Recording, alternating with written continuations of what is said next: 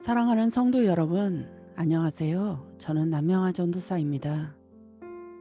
한 주간도 규칙적인 기도의 시간을 정해놓고 구체적인 기도로 나아가셨는지요?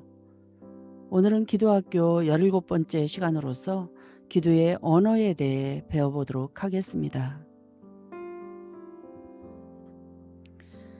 말은 공중에 흩어져 사라지는 연기가 아니라 하나님의 보좌 앞에 올라가는 향기입니다. 하나님은 우리의 말을 따라 행하십니다. 하나님은 말을 따라 역사하십니다. 말은 그 사람의 인생을 결정할 정도로 영향력이 큽니다. 습관적으로 실패의 말을 내뱉는 사람은 불행한 삶을 살 수밖에 없습니다. 스스로 긍정적인 사람은 건강한 삶을 삽니다. 인생의 방향을 바꾸고 싶다면 말을 바꾸어야 합니다. 기도의 언어가 중요한 것은 하나님께서 말을 따라 역사하시기 때문입니다. 하나님은 주권자요 전능자이기 때문에 모든 것을 원하는 대로 행하실 수 있습니다. 그리스도인의 말 속에 하나님에 대한 믿음이 있기 때문에 하나님은 말을 따라 역사하시는 것입니다. 기도응답은 기도자의 믿음대로 됩니다. 사람의 말 속에 믿음이 있습니다. 하나님께서 우리의 필요를 모르기 때문에 말하라고 하시는 것이 아닙니다. 하나님은 전지한 분이시기에 모든 것을 아십니다. 그리스도인의 언어가 중요한 것은 그 일에 대한 믿음을 나타내기 때문입니다. 마태복음 7장 7절로 8절 말씀. 구하라 그리하면 너희에게 주실 것이요 찾으라 그리하면 찾아낼 것이요 문을 두드리라 그리하면 너희에게 열릴 것이니 구하는 이마다 받을 것이요 찾는 이는 찾아낼 것이요 두드리는 이에게는 열릴 것이니라. 아멘. 기도의 기본은 구하는 것입니다. 기도의 출발은 간구하는 것입니다. 예수님은 기도를 가르쳐 주실 때 먼저 구하라고 가르쳐 주셨습니다. 기도한다는 것은 구할 것이 있다는 것입니다. 구할 것이 있다는 것은 소원이 있다는 것입니다. 하나님은 소원을 두고 행하십니다. 그리고 소원을 이루기를 원하십니다. 소원을 소유한 사람만이 소원을 성취할 수 있습니다. 소원을 점검하지 않으면 소원이 있는 것을 모릅니다. 현실에 안주하기 때문에 소원을 알아내지 못합니다. 소원을 가졌지만 흐르는 세월 속에서 소원 성취의 소망을 상실해 버립니다. 소원을 성취하기 위해서는 소원하는 것이 무엇인지를 구체적으로 알아야 합니다. 소원이 없는 사람에게는 성취도 응답도 없습니다. 구한 것이 없기에 하나님께서 주셔도 그게 기도의 응답인지 모릅니다. 마가복음 11장 24절 말씀. 그러므로 내가 너희에게 말하노니 무엇이든지 기도하고 구하는 것은 받은 줄로 믿으라. 그리하면 너희에게 그대로 되리라. 아멘. 기도하는 사람은 믿음의 사람입니다. 믿음이란 말씀에 반응하는 것입니다. 하나님 말씀에 반응하려면 말씀을 믿어야 합니다. 기도는 하나님의 말씀을 믿고 그 말씀에 반응하는 것입니다.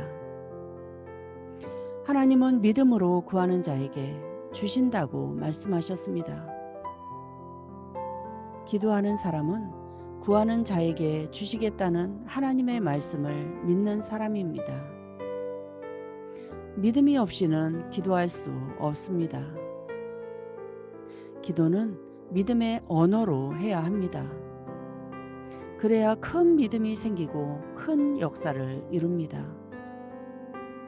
세상은 사실의 언어로 살지만 천국은 믿음의 언어로 삽니다. 언어는 씨앗과 같습니다. 입 밖으로 나온 말은 무의식 속에 심어져 자랍니다. 말이 뿌리를 내리고 자라서 열매를 맺습니다. 삶 속에서 긍정적인 말을 하면 긍정적인 열매를 맺습니다. 부정적인 말을 하면 부정적인 열매를 맺습니다. 말의 힘을 잘 아는 의사가 환자에게 매일 한 번씩 나의 몸은 구석구석 매일 좋아지고 있어 라고 선포하라고 권했습니다. 놀랍게도 그 환자는 다른 환자들보다 훨씬 빠르게 회복되었습니다. 말의 힘이 이 정도일진데 믿음의 언어는 이보다 더 큰 기적을 일으킵니다. 부모의 한마디 말이 자녀의 운명을 결정합니다. 남편과 아내의 한마디 말이 가정의 화목을 좌우합니다. 경영자의 한마디 말이 직원들의 의욕을 살리기도 하고 죽이기도 합니다. 말은 그 말을 듣는 모든 사람의 미래에 막대한 영향을 미칩니다. 구약시대 사람들은 축복의 힘을 잘 알았습니다. 그 시대에는 가장의 죽음이 가까워지면 서열이 높은 아들부터 차례로 불러 그 머리에 손을 얹고 그의 미래를 축복했습니다. 가족들은 이 선포의 말을 유언으로 여겼습니다. 이 말에는 아들들의 미래에 성공과 번영과 건강을 가져다 줄 영적 권위와 능력이 있습니다. 창세기 27장에는 이삭의 두 아들인 야곱과 에서의 이야기가 나옵니다. 야곱은 아버지 이삭을 속이고 축복권을 가로챘습니다. 야곱은 부정한 방법으로 장자의 복을 빼앗았습니다. 그러나 야곱에게 내린 복은 유효합니다. 여기서 우리는 매우 중요한 사실을 발견합니다. 복은 복을 주는 사람에 달려있는 것이지 복을 받는 사람의 상태에 근거하지 않는다는 것입니다. 야곱이 부정한 방법을 사용했지만 복은 이삭의 기원을 통해 야곱에게 임했습니다. 하나님의 복은 복을 빌어주는 사람에게서 나가는 것이지 받는 사람에게 있지 않습니다. 누구든지 복을 빌어주면 하나님의 은총이 임합니다. 사랑하는 성도 여러분, 그리스도인들에게 기도의 언어가 얼마나 중요한지 기도학교를 통하여 배웠습니다. 그리스도인의 말 속에 하나님에 대한 믿음이 있기 때문에 하나님께서는 말을 따라 역사하신다고 합니다. 한 주간도 소원의 언어로, 믿음의 언어로, 축복의 언어로 기도하는 성도님들 되시기 바랍니다. 기도하겠습니다. 참 좋으신 하나님 아버지 감사합니다. 기도학교 17번째 시간을 맞이하여 기도의 언어에 대해 가르쳐 주심에 감사드립니다. 우리의 언어가 연기와 같이 공중에 흩어져 사라지는 것이 아니라 하나님의 보좌 앞에 올라가는 향기라고 하는데 혹여나 원망의 말, 불만, 불평의 말을 하지는 않았는지 자신을 성찰하는 시간이 되게 하시고 지난 날들 우리의 잘못된 말을 용서하여 주시기 원합니다. 소원을 두고 행하시는 하나님 앞에 소원의 언어로 기도하게 하시고 하나님의 말씀을 믿고 구하는 믿음의 언어로 기도하게 하시고 축복의 언어로 기도하는 저희들 모두가 되기를 원합니다.